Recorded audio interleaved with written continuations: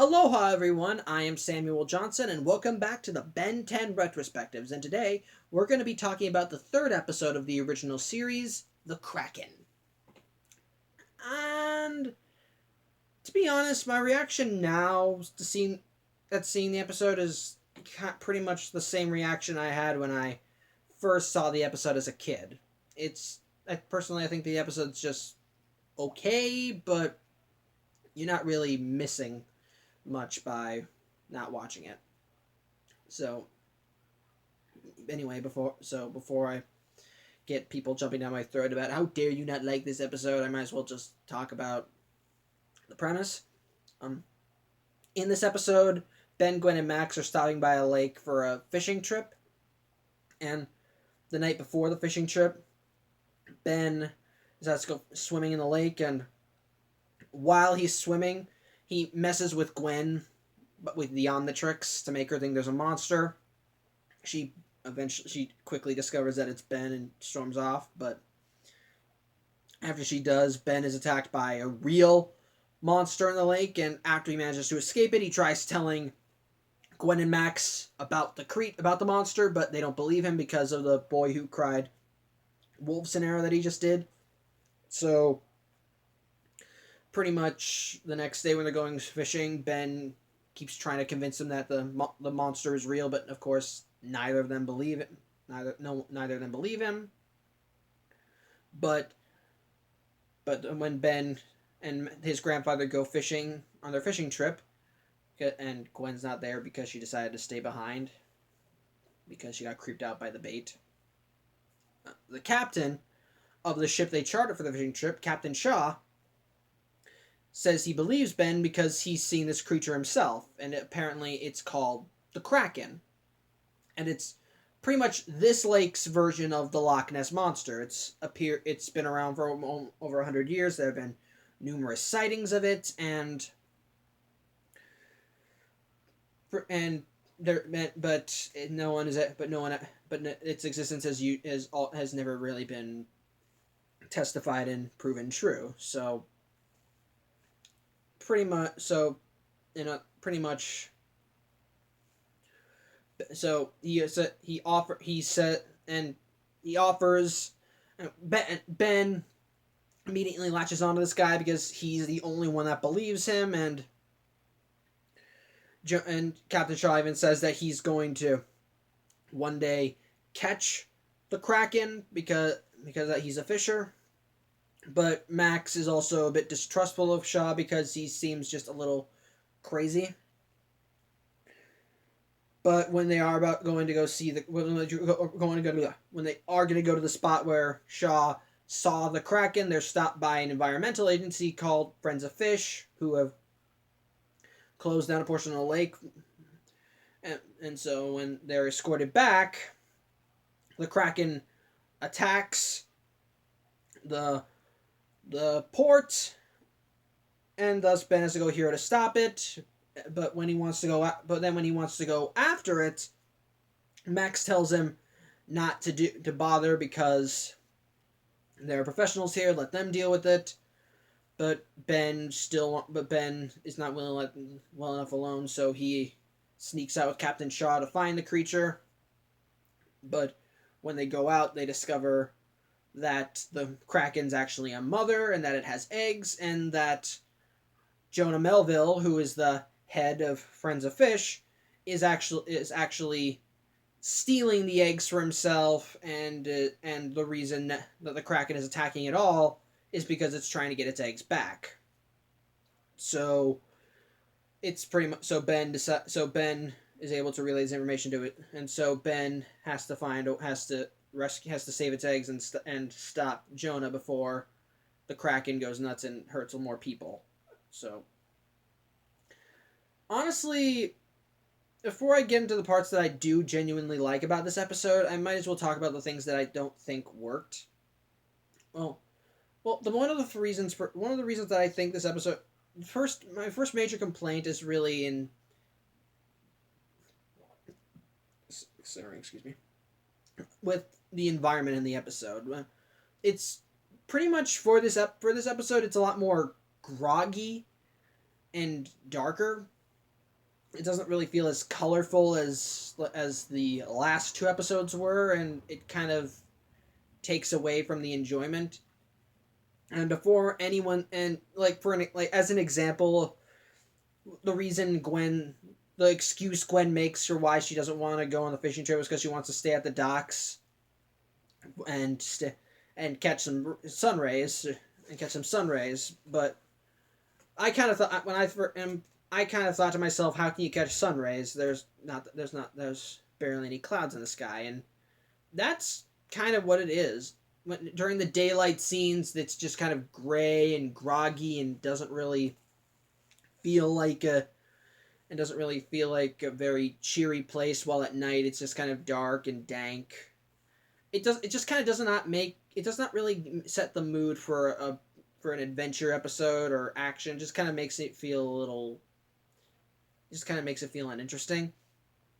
And and then I can also say that the story is something that has been done before. That it's the monster that's attacking people. At first you think, oh, we need to kill it, but then it's revealed it's a misunderstanding, and that the person that wants to kill it is really the true villain. But and it's not those are storylines that I'm not really particularly fond of because we've seen them before and they're not very interesting, if you ask me. But one thing that I will give the episode for is that it does kind of have its own twists. Like, in the case of this episode, the one that wants the monster dead is Captain Shaw, who while we see that he isn't really the nicest guy, and that Max is pretty much right in the fact that he has a few marbles loose, he isn't really the bad guy. He's just a guy who wants to catch this fish and prove that he's right about this, while the real criminal is Jonah Melville. And well, that has also been done before. That the person that it's just kind of nice because Jonah is just kind of the guy that you didn't think would be the villain, but they do drop a few hints, but they do drop a couple hints before the reveal. It's just, I just think that it could have been done. I just feel like it's just that the story I feel has been done before. The person that you think you can trust is really the villain, and that the person was really that you thought was the enemy is your friend. I don't know. I don't know. I just don't really like episode. I just feel like the story's been done before, and that we really don't need a lot of it. But I can at least just give kudos that this does feel that they did at least try to make it unique for this episode. And as with the other episodes, there is still good action. There are some impressive scenes with the Krakken, which is actually another thing. I like the design of the Kraken. It's nice, big, and has these two giant tentacles coming from its mouth, which I kind of don't. Which you do actually see open its mouth. It actually runs right through, so it kind of makes you wonder how it's even able to swallow. And I do, and of course, there's some good action scene. And I actually have to. Yeah, I just if I did mention this, but I'm repeating it. There are some good action scenes there's still some good action scenes in this episode. We see Ben get, and of course, and we get some two new tidbits in Ben 10 here. Like, the first tidbit is that the Omnitrix. We also see more of how the Omnitrix doesn't always work. Like, in the last episode, we saw that whenever Ben transforms back from his alien form to his human form, that the Omnitrix needs to recharge in between usings. And in this episode, we see that it sometimes doesn't even get all the aliens right. As when the Kraken first attacks the docks, Ben jumps in the water and plans on transforming into an alien that can swim, but instead transforms into Accelerate. And of course, we still see Ben taking advantage of the situation, but it pretty much establishes that the Omnitrix doesn't always function properly, and that it can mess up. Even when Ben clearly selected the one alien. And another thing that I think helps propel the episode forward is the fact that Ben is that we get to see another alien. In this case, it's Ripjaws, who I might as well just talk about my feelings towards Ripjaws here.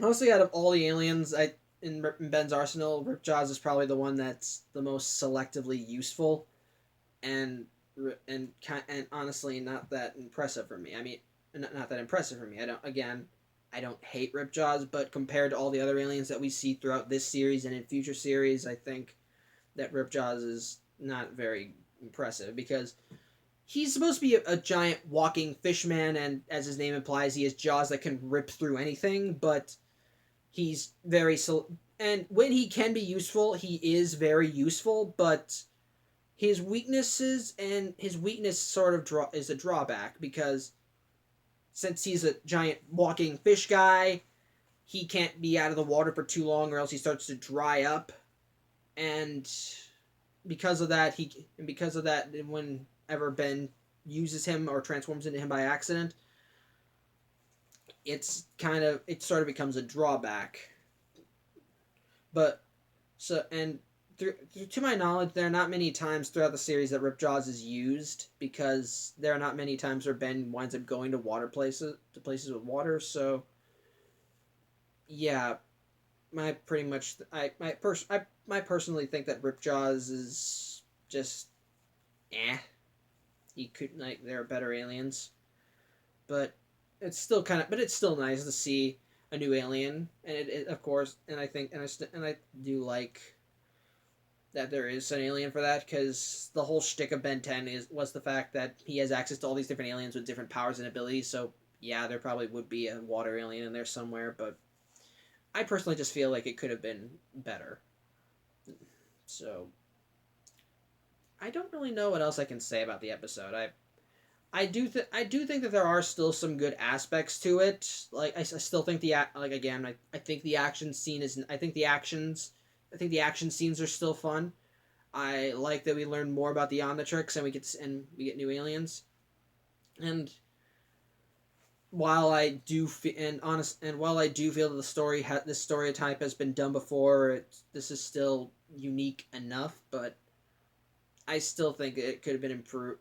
But I still think that the episode is just okay. That I feel like because the environments are a bit too bleak, and again, story's been done before, and it seems and it can be a little predictable. Not too much because it was not too much, but you still kind of get an idea. But yeah, it's so yeah. Pretty much, if you ask me, I think it's just an okay episode, but it's not really one that I would revisit a lot.